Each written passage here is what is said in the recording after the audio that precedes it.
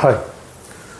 So Bollywood దర్శకుడు అనురాగ్ కశ్యప్ ఈయన మరి మూత్రంలో మునిగిపోతున్నాడా లేదా మూత్రం తాగి బతుకుతున్నాడా ఎవరికి అర్థం కాని పరిస్థితి. ఎందుకంటే ప్రజలతోటి ఏం మాట్లాడాలి ఏం మాట్లాడొద్దు సమాజంలో అంటే సోషల్ మీడియా ఉంది కదా, నన్ను ప్రశ్నిస్తే నా నోటికొచ్చింది మాట్లాడతా అంటే ఎవరు కూడా సహించే పరిస్థితి ఉండదు. ఇప్పటికే ఆయనకి సినిమా లేదు.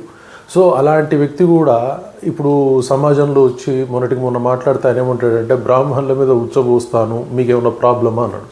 ఓకే, నువ్వు ఒకరి మీద పోస్తే అందరు కలిసి నీ మీద పోస్తారు, అప్పుడేమన్నా ప్రాబ్లమా మరి?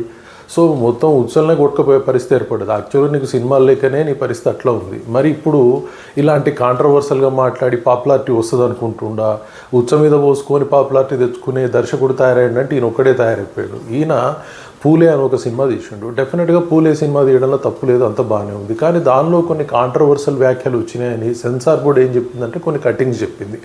సో ఆయన బాధ ఎక్కడొచ్చింది అంటే ఈ సెన్సార్ అంతా కూడా బ్రాహ్మణ వర్గం మీద నెగిటివ్గా మాట్లాడిండు అని చెప్పి సెన్సార్ బోర్డు మాట్లాడింది, కొన్ని కటింగ్లు చెప్పింది.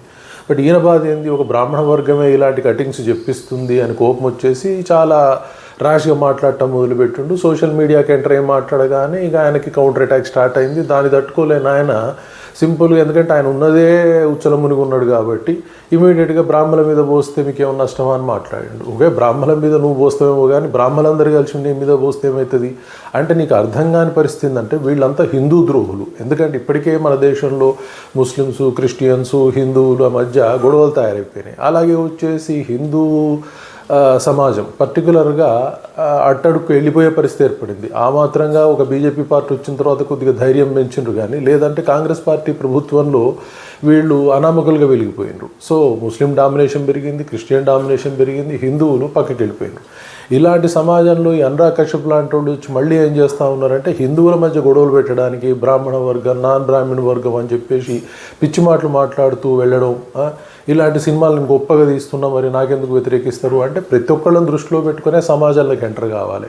ఒకప్పుడు జరిగిన దాన్ని ఇప్పుడు మేము ఇంప్లిమెంట్ చేయబోతున్నాం, ఇప్పుడు అందరికి చెప్పబోతున్నాము అంటే చెప్పే విధానం ఉంటుంది తప్పితే నోటికొచ్చింది మాట్లాడుతాము అంటే ఉచ్చలో కొట్టుకుపోయే పరిస్థితి ఏర్పడిపోతుంది అనురాగ్ కశ్యప్కి. ఇప్పటికైనా ఎక్కడ ఉండో ఎవరిని తెలియదు, అప్పుడప్పుడు కనిపిస్తారు బూత్ సినిమాలు తీసుకుంటా. అంతకుమించి ఆయన సినిమాల గొప్పగా ఎదిగింది అయితే ఏం లేదు. మరి ఆయనకు అది అర్థమైతే బాగుపడతాడు, లేదంటే అక్కడనే కొట్టుకొని పోతాడు. Thank you very much.